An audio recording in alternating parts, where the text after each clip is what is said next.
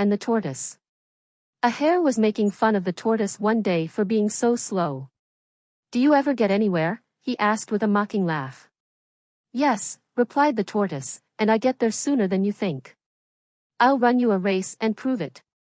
The hare was much amused at the idea of running a race with the tortoise, but for the fun of the thing he agreed.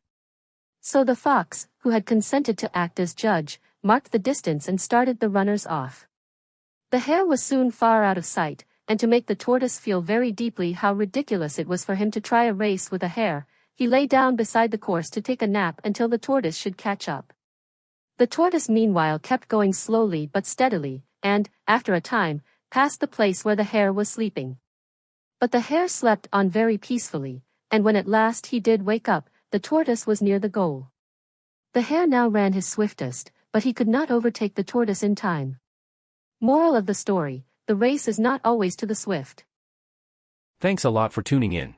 Don't forget to subscribe, hit that like button, drop a comment, and share with your buddies. Catch you in the next video.